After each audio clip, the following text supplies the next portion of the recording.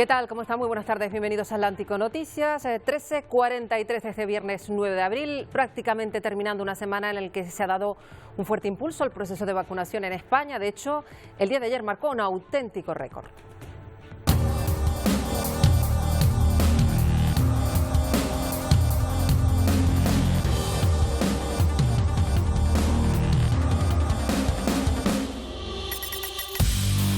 Pues ahí ven el dato, en solo 24 horas se vacunaron 453.682 personas y además hay ya más de 3 millones de personas en España que han recibido la pauta completa de vacunación. La parte negativa, la incidencia que vuelve a subir, también los ingresos en planta y en UCI en muchos hospitales.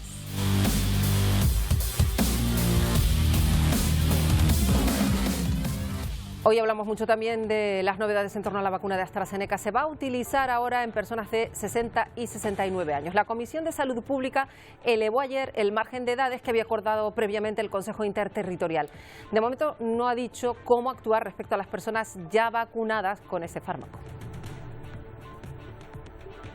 Por cierto, que el presidente del Gobierno, Pedro Sánchez, ha dicho durante su viaje a África que la limitación ahora de AstraZeneca no compromete el plan del Gobierno de inmunización. Miguel Vega. No, Pedro Sánchez asegura que en los próximos meses llegarán a nuestro país 87 millones de dosis de la vacuna contra la COVID-19, 78 sin contar con las de AstraZeneca. Estas dosis serían suficientes para cumplir con el objetivo de tener inmunizado a 33 millones de personas antes de que acabe el mes de agosto. El presidente del Gobierno, Pedro Sánchez, confía que el proceso de vacunación se acelere en las próximas semanas. Y fíjese lo que le ha pasado. La primera ministra de Noruega ha sido multada con 20.000 coronas, que son unos 2.000 euros, porque ella se saltó las restricciones contra la COVID que ha impuesto su propio gobierno. Se llama Erna Solberg y asistió a una fiesta de cumpleaños en un resort de esquí donde se incumplían muchísimas de las medidas vigentes en ese país.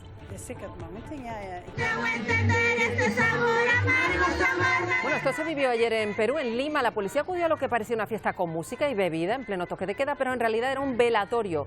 Los amigos y familiares del fallecido bailaban y cantaban en honor a ese joven. La policía decidió en este caso no poner multas.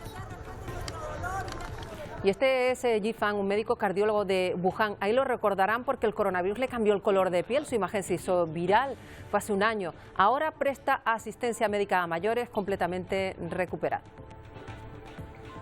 Iremos también con la tensión en aumento que se está dando en Irlanda del Norte. Las condiciones del Brexit son muy criticadas por esa región y sí, Boris Johnson de hecho ya se ha pronunciado al respecto. Sí, Marta, Johnson ha condenado la violencia de estas protestas que son causadas por ciertas tensiones internas por el Brexit. Además, la policía, por primera vez en 6 años, ha tenido que utilizar cañones de agua frente a las piedras y también fuegos artificiales arrojados por unos jóvenes manifestantes unionistas que se sienten ciertamente traicionados por la corona británica. Bueno, siguen las reacciones al trato recibido por la jefa de la Comisión Europea, Ursula von der Leyen, en esa reunión con el Consejo de Europa, con el presidente del Consejo Europeo y el presidente turco Erdogan. El primer ministro italiano, Mario Draghi, ha acusado a Erdogan de humillar a von der Leyen y ha dicho que Erdogan es algo parecido a un dictador, algo que el gobierno turco desde luego no se ha tomado demasiado bien, luego lo vemos. Y ya son 35 personas las que han fallecido en República Dominicana después de tomar alcohol adulterado. Un serio problema en ese país, detrás del que se encuentran mafias que distribuyen como alcohol legal esta bebida que desde luego no es apta para el consumo humano. Y en Italia, ahí van a ver un gigantesco grupo de medusas rosa invadió las aguas cercanas al muelle de Audace en Trieste, atrayendo la atención de mucha gente. Este espectáculo de colores, muchos quisieron fotografiarlo. Y en mayo está previsto que se celebre Eurovisión, edición 2021 en Rotterdam. Es un evento que va a congregar a 3.500 espectadores en directo que van a tener que someterse a pruebas y esto va a servir al gobierno de Países Bajos para ensayar posibilidades a la hora de celebrar grandes espectáculos en pandemia. Y es la noticia del día, el duque Felipe de Edimburgo ha fallecido hoy a los 99 años de edad. Lo ha comunicado hace escasamente una hora el Palacio de Buckingham. Recientemente el marido de la reina de Inglaterra fue internado por recomendación de su médico personal. Fue dado de alta hace unos días, pero finalmente ha fallecido a escasas semanas de cumplir los 100 años.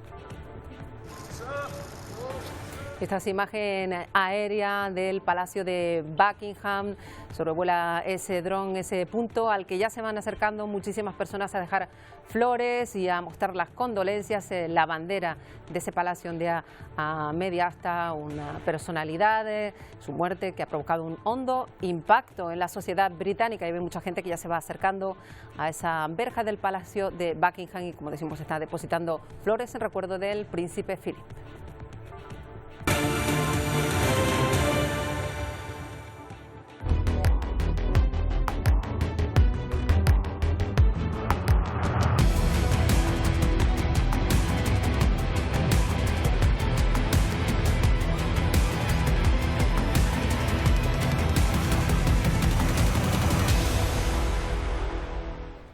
Bueno, vamos a arrancar hoy con las decisiones del Consejo de Gobierno sobre la evolución de la pandemia en Canarias. Miguel, las islas se mantienen al menos una semana más en los mismos niveles.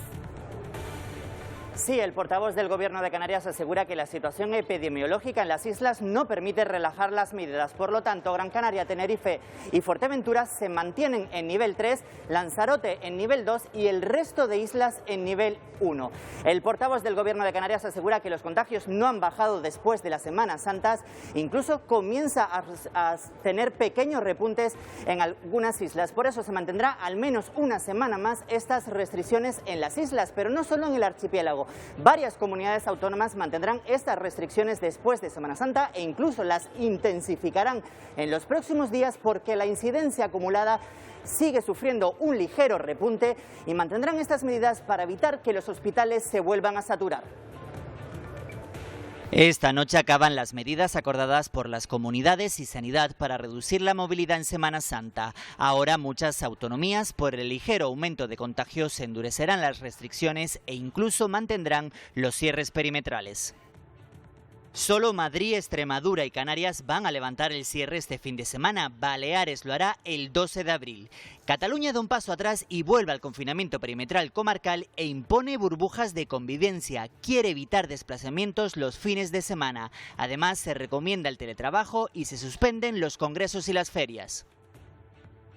La Comunidad Valenciana, por su parte, mantendrá el cierre perimetral hasta el 4 de mayo, aunque desde el lunes se permitirán las reuniones de 2 grupos de convivencia en un mismo domicilio y se podrán reunir hasta 6 personas en la restauración. Andalucía mantendrá 2 semanas más las restricciones y el cierre perimetral de las provincias. Navarra, Aragón y Euskadi también seguirán con sus fronteras cerradas. Castilla y León y Cantabria, ante la subida de contagios, reforzarán las restricciones en la restauración. Pues son restricciones que se van a mantener, Miguel, para conseguir que avance esa inmunización emprendida de la población, ahora que se ha acelerado, lo hemos contado, el ritmo en España.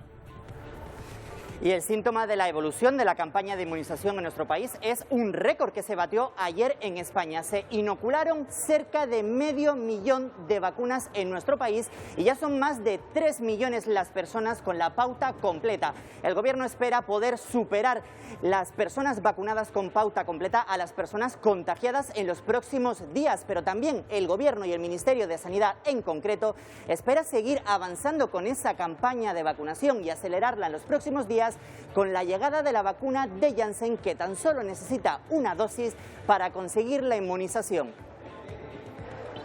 Nuevo cambio sobre la aplicación de la vacuna de AstraZeneca. Servirá para inmunizar a personas de 60 a 69 años. Es la última decisión del Ministerio de Sanidad y las comunidades autónomas que se anunció este jueves. El miércoles se había decidido de 60 a 65. Objetivo en hoja de ruta y máximo compromiso de la Unión Europea, del Gobierno de España y las comunidades autónomas para tener vacunada a toda nuestra población. Se suspende, por tanto, la vacunación de menores de 60 que iban a ser inoculados con AstraZeneca. Queda en el aire qué se va a hacer con los que han recibido la primera dosis y deberían recibir la segunda. Tenemos tiempo para adoptar la mejor decisión y sobre todo tenemos tiempo para seguir garantizando que las vacunas son seguras, que las vacunas son eficaces y que las vacunas salvan vidas. La vacuna de AstraZeneca se empezó a administrar al considerado personal esencial menor de 55 años, después a menores de 65, también en población general.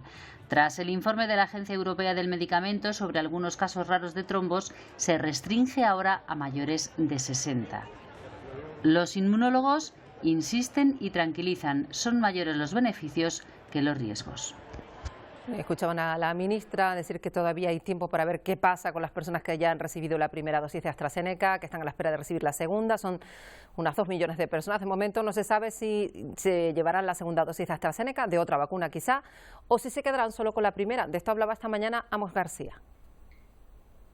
Hay estudios en marcha porque en estos momentos no hay evidencia científica que nos permita garantizar que una segunda dosis de otra vacuna diferente a la de AstraZeneca pueda realizarse, pero ya hay estudios en marcha. Entonces, si esos estudios, que estoy seguro que ese va a ser el resultado, permiten la intercambiabilidad de las vacunas, la solución sería darle una segunda dosis de este producto. Hay tiempo por delante, incluso pasado el 29 de abril, la posibilidad de soportar la protección con AstraZeneca va a ser bastante más elevada en el tiempo, con lo cual hay tiempo y por lo tanto debe haber tranquilidad. En Francia sí que lo tienen claro. El ministro de Sanidad, Olivier Véran, ha asegurado que inyectarán una segunda dosis de Pfizer o Moderna a las personas menores de 55 que ya hayan recibido la primera de AstraZeneca. En total, 500.000 de personas, sobre todo personal sanitario. Y serán inyectadas antes de que cumplan la semana 12 de la primera dosis. Por cierto, que la Organización Mundial de la Salud acaba de decir que no hay datos por ahora para recomendar el uso de diferentes vacunas entre la primera y la segunda dosis. Y el ministro de Sanidad alemán, por su parte, asegura que Berlín está dispuesta a hablar con Moscú directamente para negociar la compra de la vacuna rusa y que lo va a hacer de forma bilateral. Eso sí, todo estaría condicionado a que las autoridades europeas aprobaran su uso. Alemania está dispuesta a negociar un contrato bilateral con el fabricante de la vacuna rusa contra la COVID. Así lo dijo este jueves el ministro de Sanidad, Jens Spahn, que además se mostró partidario de aplicar un confinamiento más estricto en el país.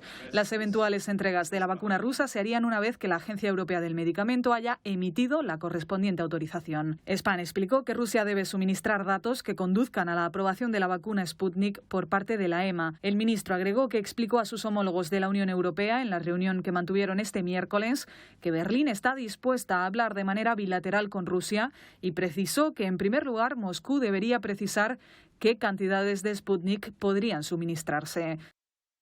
Y en Reino Unido se está vacunando con Pfizer y AstraZeneca, evidentemente, aunque han recomendado no usar esta última a menores de 30 años. Con su ritmo de vacunación actual, dicen que van a alcanzar la inmunidad de rebaño ya el próximo lunes. Es la fecha en la que iniciarán la segunda fase de su desescalada con la reapertura de comercios no esenciales, peluquerías, gimnasios, una tercera fase que está prevista ya para el 17 de mayo. En ese momento se reanudarán los vuelos internacionales y en este sentido el gobierno británico va a tener en cuenta datos como la tasa de incidencia o el porcentaje de vacunados para catalogar los distintos países o destinos en colores, en 3 en concreto, rojo, ámbar y verde. 12 de abril es la fecha en la que Reino Unido alcanzará la llamada inmunidad de rebaño, según cálculos del University College London. Según estos análisis, la protección de la población frente al coronavirus, ya sea a través de la vacunación o porque se ha superado la enfermedad, llegará al 73,4% de la población ese día, el 12 de abril, la fecha de la segunda fase de la desescalada. Ese porcentaje, según los expertos de la universidad, es suficiente para decir que hay inmunidad de rebaño, también conocida como inmunidad colectiva o de grupo, se da cuando un número suficiente de individuos están protegidos frente a una determinada infección y actúan como contrafuegos al impedir que el virus alcance a los que no están protegidos. Según las últimas cifras oficiales, más de 31 millones de personas han recibido la primera dosis de una vacuna contra la COVID-19 y más de 5 millones la segunda dosis. Los riesgos de coagulación de sangre por la vacuna de AstraZeneca han llevado también a Australia a revisar su plan de inoculación. Hasta ayer el país basaba su programa en gran parte en esta vacuna, de la que había pedido 50 millones de dosis. Y ahora las autoridades sanitarias van a duplicar su pedido, pero con Pfizer. Llegarán a los 40 millones de dosis hasta finales de año, sobre todo destinadas a personas menores de 50. Y hay nuevas restricciones en Tailandia, comienzan las vacaciones por el Año Nuevo budista, ya ha habido un repunte de contagios y esto ha obligado al gobierno a decretar el cierre de bares, de locales de ocio nocturno, hasta en 41 provincias de ese país. Tailandia ordena el cierre durante 2 semanas de bares y otros establecimientos de ocio nocturno en 41 provincias del país para frenar el último rebrote de la COVID-19. La medida, impuesta entre el 10 y el 23 de abril, coincide con el inicio de las vacaciones del Año Nuevo Budista, la fecha más importante del calendario tailandés y cuando miles de personas se desplazan a lo largo del país. Las autoridades tailandesas confirmaron este jueves 559 nuevos casos, casi la mitad de ellos en la capital, por lo que el total desde el inicio de la pandemia asciende a más de 30.000 infectados, incluidas 96 muertes. Los expertos médicos incidieron previamente en la idea de que este brote se pudo expandir entre los clientes de varios bares de una popular zona de ocio nocturno en Bangkok. La medida no afecta a restaurantes, centros comerciales o centros educativos y de momento otras 35 provincias del país se encuentran fuera de las restricciones al ocio nocturno. La pandemia ha dejado muchas historias de superación. Este Yifan, que es médico cardiólogo de Wuhan, seguramente lo recuerdan porque el coronavirus le cambió el color de la piel hace justo un año y ahora está dedicándose a prestar atención médica a mayores. Otra persona, este es Wang Xin, después de pasar meses ingresados en el hospital, ha recuperado la normalidad en su vida y las secuelas del virus la ha ido superando. Tiene 87 años y sale todos los días a caminar. Dice que está encantado de volver a poder tocar el violín. Bueno, vamos a hablar hoy con José Gilberto Moreno, aquí en Atlántico Noticias, es experto de la Organización Mundial de la Salud. ¿Qué tal, señor Moreno? Bienvenido. Muy buenas tardes, muchas gracias. Y hablamos en esta semana, ya terminando esta semana tan llena de información, hasta cierto punto contradictoria que tienen los ciudadanos en vilo, en particular con la vacuna de AstraZeneca. La OMS sigue insistiendo en que es mayor el beneficio que aporta esta vacuna, su administración, pese a la edad en la que sea, que el riesgo, ¿no? Efectivamente, hemos tenido varios contactos esta semana, diferentes webinars y, lógicamente, con un dato puramente estadístico y también de evidencia científica que todavía de forma rigurosa no ha determinado una causalidad directa entre la administración de la vacuna y los efectos que ha provocado en ciertos usuarios, pues seguimos recomendando que en un ámbito global, pues tener las cifras de afectados es infinitamente menor que toda la ayuda que significa la erradicación, o en este caso la protección ante la COVID-19 que proporcionan las vacunas. Claro, señor Moreno, la cuestión está en que luego los grupos de edades a los que se va a administrar esta vacuna varían tanto según la zona. Incluso en España se pensó para un grupo y 2 días después se cambió. Esto es lo que quizá a la hora de comunicar todos estos cambios, por la urgencia del momento, pues lo que está provocando esta confusión en la población. Es lógico, además, y aquí así hay que trasladarlo a la población, ¿no?, que estamos ante un foco mediático importante de una vacuna que se intenta administrar a millones de personas. Y es lógico que a nadie, cuando surge un caso, le gusta sentirse el afectado como que pudiera tener esa posibilidad de que así fuera, y intentan, lo que siempre se ha dicho desde todas las voces expertas, que las vacunas tienen que tener 2 claras condiciones, ¿no?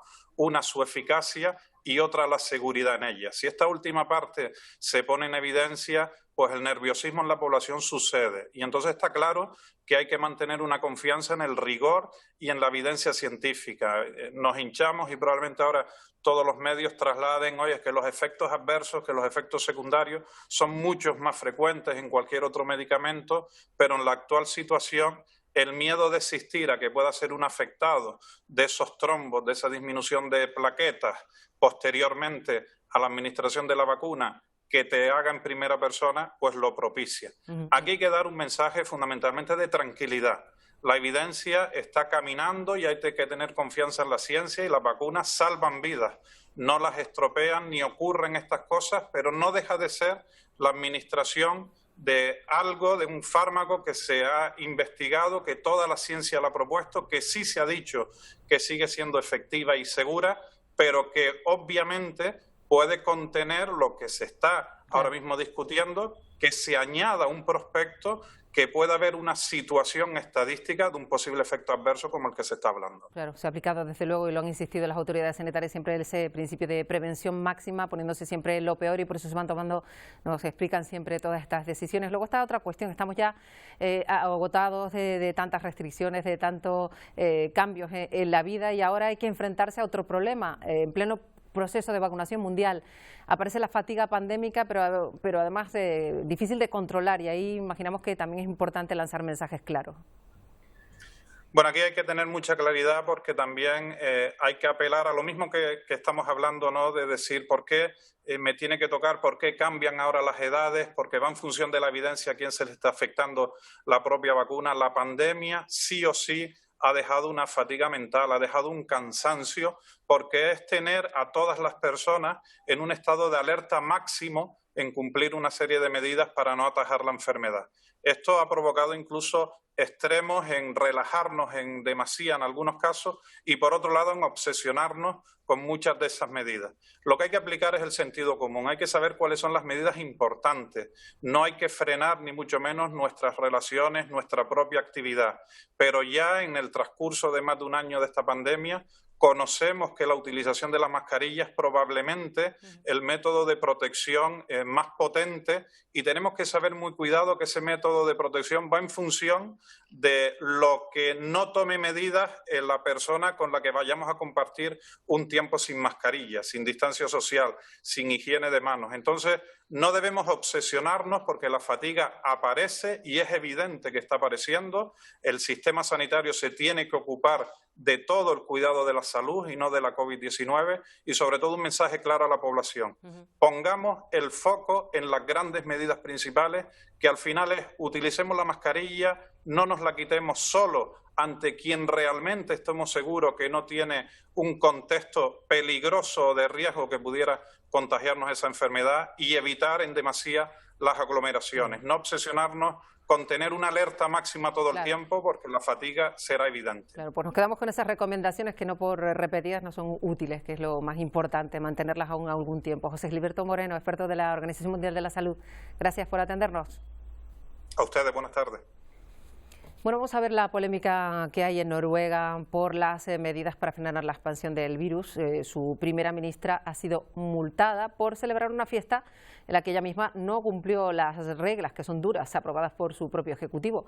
Se llama Erna Solberg, celebró sus 60 cumpleaños con 13 miembros de su familia, donde no hubo distanciamiento, no había mascarillas. Las normas anti-COVID solo permiten en ese país un máximo de 10 personas reunidas. Así que va a tener que pagar la primera ministra una multa de unos 2.200 euros.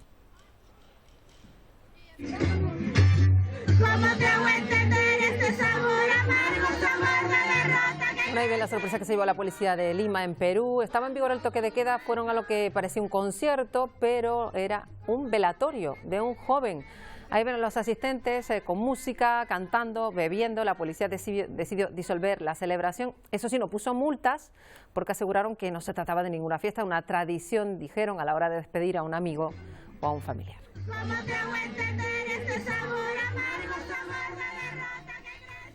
Les contamos una historia de superación, desde luego, nos llega desde Colombia. Es el caso de una señora que se llama Carmelita, tiene 104 años y ha superado la COVID-19, pero no una, sino 2 veces. En tiempos de pandemia, Carmelita, con 104 años de edad, tiene claro que la vida es el tesoro más preciado que ella tiene. Ha estado aferrada a una lucha permanente por no desfallecer en medio de una enfermedad que ha cobrado miles de vidas en Colombia. Fue la segunda infección por COVID, entonces las complicaciones eran mucho más difíciles de manejar. Los médicos eran conscientes de los estragos que podía generar el virus en el cuerpo de esta mujer, que además ya había recibido la primera dosis de la vacuna. En algún momento decidimos aguantar un poco la intubación, con la satisfactoria noticia que la señora jamás estuvo con requerimiento de ventilación mecánica. El rostro de esta mujer refleja el agradecimiento por quienes la ayudaron a ganar por segunda vez la batalla contra el COVID-19. Y la pandemia sigue con cifras récord en Brasil. De nuevo se ha marcado otro 4.249 en un solo día. Es la cifra más alta desde que comenzó la pandemia. Expertos científicos están reclamando ya directamente un confinamiento y mayor ritmo en las vacunas. Y el presidente Bolsonaro admite que la situación ahora sí que es complicada, pero apuesta por equilibrios para no dañar la economía. Brasil ha vuelto a superar los 4.000 fallecidos en un solo día. Imágenes como esta se repiten con demasiada frecuencia. Es el país del mundo con más muertes diarias. Solo en los últimos 3 días han fallecido más de 12.000 personas. Es el mismo número que su vecina Bolivia ha registrado en todo un año. Cualquiera de las cifras en Brasil es escalofriante. Supera ya los 13.300.000 positivos, es decir, 6 de cada 100 brasileños se han contagiado. Y la tasa de letalidad crece hasta el 4,2%, más del doble que a finales de 2020. El presidente Jair Bolsonaro, después de 13 meses de pandemia y con casi 350.000 personas fallecidas en su país, suaviza su tono. Una situación bastante complicada. Y habla ya de crisis y de situación complicada. En Brasil cada vez son más las voces de expertos que reclaman una cuarentena urgente de al menos 2 semanas y la aceleración del ritmo de vacunación, con el temor de que lo peor de la crisis sanitaria ni siquiera haya pasado todavía. Pero esta es la apuesta de Bolsonaro. Vai para o meio termo, né? Pelo menos no tocante a evitar que empregos... Un término medio para no perder más puestos de trabajo. Mientras las unidades de cuidados intensivos superan en estados como Sao Paulo, el más poblado de todo Brasil, el 89% de ocupación. El sistema público de salud denuncia la escasez de medicamentos para enfermos de COVID. Y por si fuera poco, se han judicializado las medidas restrictivas, con decenas de decisiones contradictorias dictadas por tribunales sobre la reapertura o no de las iglesias, la reanudación o no de las actividades económicas o la vuelta o no a las clases. Venezuela mira el petróleo como tabla de salvación para obtener más vacunas. Maduro dice que tiene comprometida ya parte de la producción de crudo de su país para pagar las vacunas que ha adquirido a China y a Rusia. Pero la realidad es que el país está en plena crisis petrolera unida a la sanitaria, con pérdidas de ingresos superiores a los 102.500 millones de dólares. Y mientras no se saben datos oficiales de cuántas dosis se han llegado a inyectar y a qué sector de la población, los importes que se han pagado o cuándo van a llegar las siguientes unidades. Y en los últimos días en Ecuador se han visto pues estas colas, este caos en el proceso de vacunación en muchísimos puntos. Hasta la madrugada estuvieron estas personas, muchos de ellos mayores, esperando en la calle con bajas temperaturas, sin asiento, todo para ponerse la vacuna. El gobierno ha dicho que va a tratar de arreglar esta situación. Hoy solo va a poner vacunas a los que ayer no llegaron a ponerse la dosis. Esto ha provocado un nuevo relevo en el Ministerio de Sanidad. Mauro Antonio Falconi renunció a su cargo y su puesto lo ocupa otra persona, la sexta que pasa por este cargo desde que comenzó la pandemia. En Guatemala, 6 semanas de plan de vacunación, solo se ha inyectado el 1,5% de la población. A pesar de haber priorizado a los sanitarios, se ha sabido que muchos políticos, entidades privadas, ONG, se han saltado el turno de vacunación. El plan recoge la inmunidad para 8,3 millones de personas en 4 fases, pero hasta ahora solo se ha vacunado a 123.000 guatemaltecos.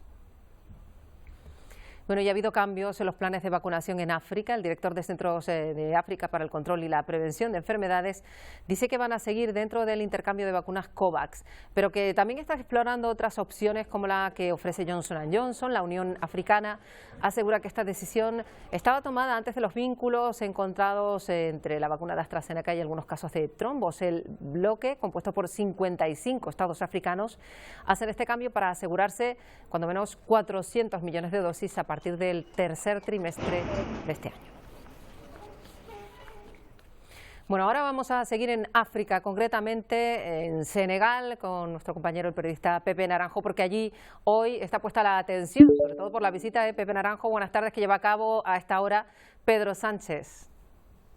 Sí, buenas tardes. Efectivamente, el presidente del gobierno español se encuentra en este momento en Senegal realizando una importante visita, su primera mini gira africana que le llevó a Angola ayer, y hoy está en Senegal con muchos temas sobre la mesa, sobre todo bueno, el tema migratorio, también el refuerzo de la cooperación empresarial, la visita a la nueva sede del Instituto Cervantes en Dakar, y también pues hablar de cooperación al desarrollo, pero sobre todo el tema migratorio es el más importante. Sobre todo por lo que tiene que ver además con Canarias, observamos con mucho detalle esta visita, Pepe, ¿verdad? Que este asunto de control de fronteras y a su vez también ver cómo se repatria, porque de eso se habla también a muchos senegaleses, es clave para esta visita, ¿no?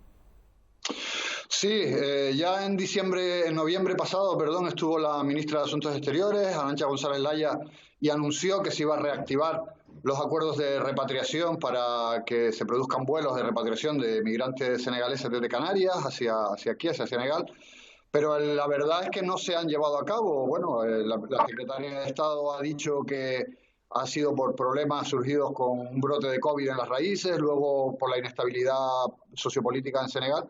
Y la idea ahora con Pedro Sánchez es tratar de reactivarlos, ¿no? Esos vuelos de repatriación. Una vez más, esa respuesta, digamos, represiva de vigilancia en la costa y vuelos de repatriación. Precisamente el presidente español ha estado hoy visitando a los efectivos de la Guardia Civil y de la Policía Nacional que hacen su labor en Senegal para tratar de impedir la salida de cayucos hacia Canarias. El hecho migratorio sobrevuela claramente esta visita de Pedro Sánchez a Dakar. Precisamente hemos hablado en alguna otra ocasión, Pepe, de lo que supone para los senegaleses estos vuelos de repatriación, porque es un asunto delicado para ese país, porque todas estas personas han ido porque no tenían otra opción. Muchas familias incluso han puesto dinero para que sus jóvenes pues encuentren una vida mejor en Europa y se han visto atrapados, en este caso muchos de ellos aquí en Canarias. Sí, la verdad es que es muy duro, ¿no? Cuando compartes y hablas con las familias senegalesas aquí, que han invertido el dinero que no tienen y sus hijos han jugado la vida en el intento de llegar a Canarias, y se está hablando de esta posibilidad, ¿no?, de traerlos de vuelta en un vuelo Manu Militari y con toda la frustración que supone no haber conseguido su objetivo de llegar a la península, a Europa, para trabajar y mandar dinero a sus familias, ¿no? Uno sigue viendo como en el discurso del presidente español hoy en la visita a la Guardia Civil y a la Policía Nacional se sigue poniendo el acento en las mafias de la inmigración, en el negocio, digamos, clandestino que supone, cuando en realidad lo que hay detrás de todo esto no es más que una pobreza tremenda que se ha visto agravada por la pandemia de COVID-19 y que las familias están desesperadas, que uno va a los pueblos, a la ciudad, aquí en la ciudad, a los barrios, habla con ellos y se da cuenta de lo que hay es una enorme desesperación y una gran falta de expectativas de futuro, ¿no? Y yo creo que sobre eso, sobre lo que hay que poner el acento. Claro, y por eso es tan importante también la otra parte de la visita, que es establecer lazos de cooperación, líneas de crédito, intercambios comerciales que en definitiva puedan ayudar también a Senegal, tanto que se habla de ayudar a África en los países de origen. Este podría ser pues un paso adelante, un primero, cuando menos. Efectivamente, ¿no? Yo creo que es oportuno que se produzcan este tipo de encuentros, por ejemplo, el encuentro empresarial que ha habido esta mañana, y que las empresas españolas, aquellas que vienen con el ánimo de invertir, de hacer transferencia de conocimiento, de obtener beneficios sin duda, porque son empresas, pero también contribuir al desarrollo, a la emergencia de este país, serán muy bienvenidas en Senegal, y un poco esa es la idea. Y también la pata de la cooperación al desarrollo, en la medida en que la Unión Europea, que España puedan contribuir a superar situaciones de pobreza, situaciones difíciles en muchos rincones de este país, también serán muy bienvenidas aquí. Bueno, un asunto que hoy es noticia, que está siguiendo atentamente Pepe Naranjo desde ahí, desde Dakar, donde se produce esa visita de Pedro Sánchez, tan importante también para aquí, para Canarias. Pero queremos hablar, Pepe, de un asunto del que hemos abordado aquí ya en esta mirada que planteamos a África. La situación que se vive en Mozambique, que es gravísima, porque sigue ese grupo terrorista yihadista Al-Shabaab sembrando el terror. Han aparecido pues más muertos, cadáveres de 12 ciudadanos extranjeros en este caso, refugiados en la ciudad de Palma. Con esos ataques yihadistas se suma a lo que ya se ha vivido allí, hasta menores decapitados. Es una situación terrible que está derivando en una crisis humanitaria a la que no se está prestando la atención que merece, ¿no? Sí, bueno, estamos hablando del último ataque de una larga serie de ofensivas de los yihadistas de Al-Shabaab que tuvo lugar el 24 de marzo pasado contra la ciudad de Palma, en el norte, en la provincia de Cabo Delgado, en el norte del país. Y como digo, es el último de una larga serie, ¿no? Estamos hablando de que esta insurgencia yihadista comenzó ya en el año 2017 y ha ido subiendo su intensidad y su nivel de violencia hasta llegar al extremo de este último ataque, en el que ha habido decenas de muertos y, como dices, se han encontrado cuerpos de ciudadanos, algunos de ellos extranjeros, decapitados, ¿no?, en la ciudad de Palma. La verdad es que es un nivel de violencia que preocupa cada vez más a las autoridades de Mozambique. Se ha producido este jueves una reunión del organismo regional, de la SADC, que es el organismo regional del África Austral, para tratar de encontrar una respuesta regional frente a una amenaza que también podría extenderse a países como Tanzania, que están muy cerquita, ¿no? Vemos cómo el yihadismo avanza desgraciadamente en algunos lugares de África, y es un tema que habría que tomarse muchísimo más en serio, porque está provocando una gran inestabilidad y mucho sufrimiento, sobre todo a la población que se ve obligada a huir de sus hogares. Ya en Mozambique hay unos 700.000 personas que han tenido que dejar sus casas. Decimos que esto va a ser pues, una auténtica crisis humanitaria combinada con la sanitaria. Pepe Naranjo, pendiente de esa visita hoy ahí en Senegal, en Dakar, de Pedro Sánchez. Gracias por estar con nosotros un viernes más. Hasta el viernes que viene, gracias. Bueno, cambiamos completamente de asunto, vamos con otra de las noticias del día. Ha fallecido esta misma mañana a los 99 años el duque de Edimburgo, el marido de la actual reina Isabel de Inglaterra.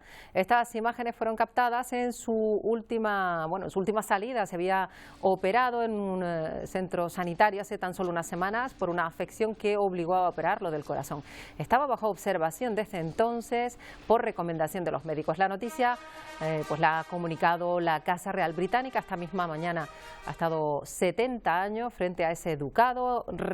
Se retiró en 2017. Su fallecimiento se produce días antes del cumpleaños de la reina Isabel. El príncipe Felipe de Edimburgo se ganó el afecto de generaciones aquí en el Reino Unido, en toda la Commonwealth y también en todo el mundo. Fue el consorte con más años de servicio en la historia, una de las últimas personas supervivientes en este país que sirvió en la Segunda Guerra Mundial.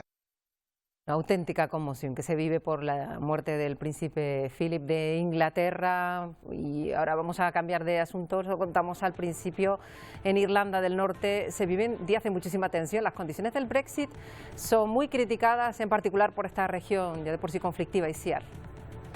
Sí, Marta, el balance de esta semana: 55 policías heridos y más de una decena detenidos en la peor semana, como decimos, de protestas que vive Irlanda del Norte desde hace años. Además, los jóvenes manifestantes, algunos de ellos de tan solo 12 y 14 años, han arrojado fuegos artificiales contra la policía. Policía que además por primera vez en 6 años ha tenido que utilizar cañones de agua para disuadirlos. Estos jóvenes manifestantes son unionistas y se sienten ciertamente traicionados por la corona británica y por Reino Unido en las condiciones para el Brexit. Además, los primeros ministros de Irlanda, también de Reino Unido, incluso el gobierno de Estados Unidos se ha pronunciado, han condenado la violencia y temen que el Tratado de Viernes Santo sea una víctima más del Brexit.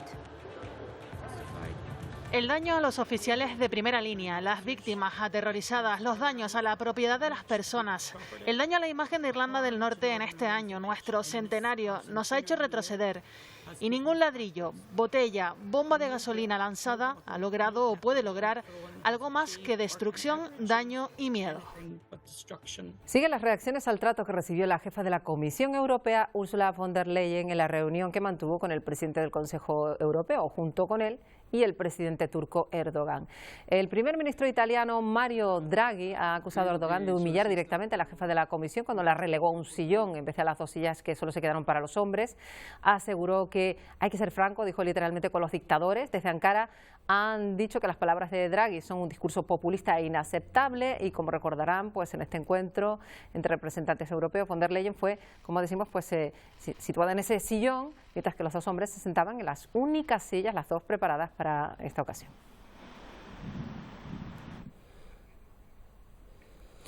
En Estados Unidos, Joe Biden ha anunciado una regulación para reducir la violencia con armas de fuego. Lo ha calificado de epidemia este problema y busca frenar los tiroteos masivos. Desde Washington, los detalles, Gonzalo Abarca.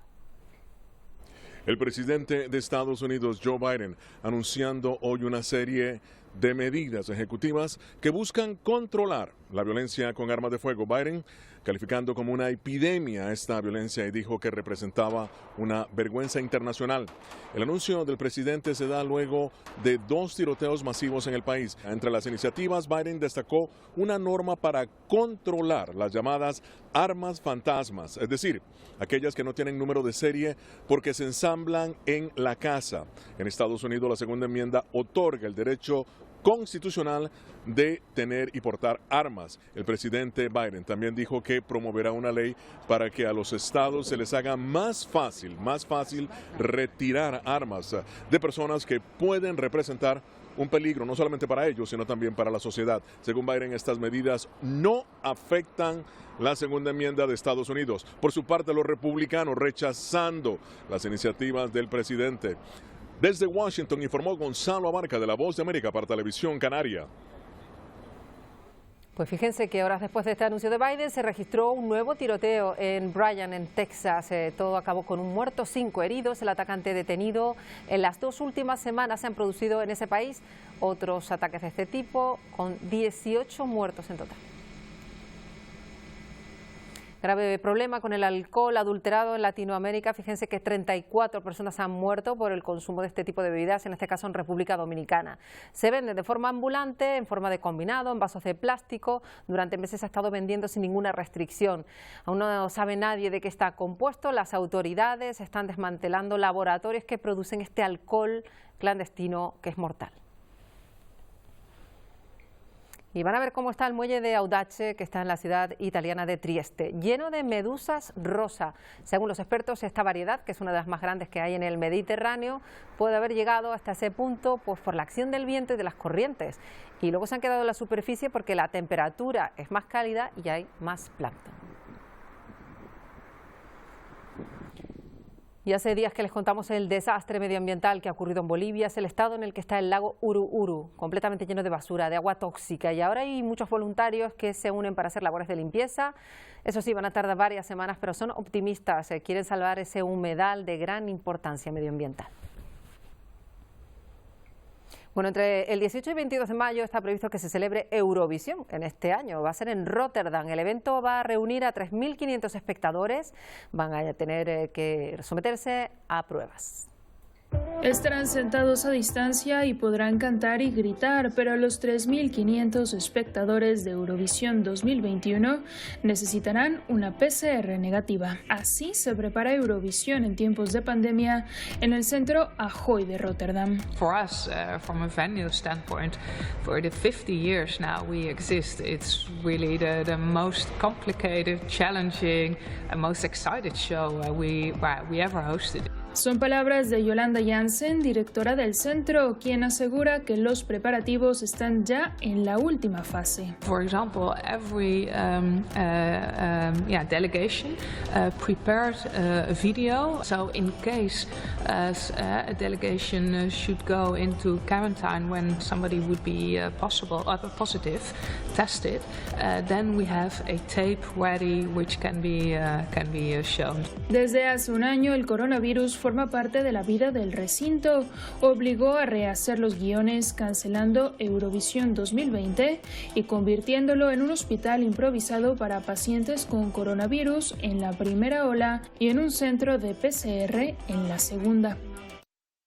Bueno, vamos a irnos como siempre con música. Un 9 de abril, pero en el año 2004 se publicó una edición especial de London Calling de The Clash. En su 25º aniversario fue un álbum que los expertos consideran uno de los mejores de la historia.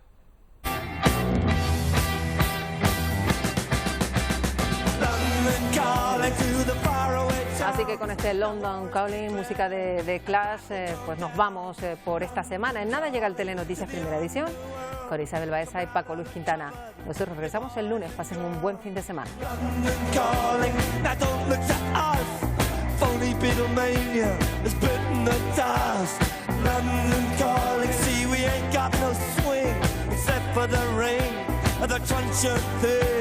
The ice is coming, the sun's zooming in, meltdown expected, the wheat is going thin, engines stop running, but I have no fear, cause London is drowning. I live by the river, to the imitation zone, forget it brother, you can go it alone.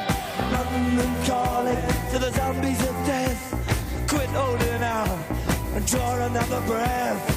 London calling, and I don't want to shout, but while we were talking, I saw you nodding out.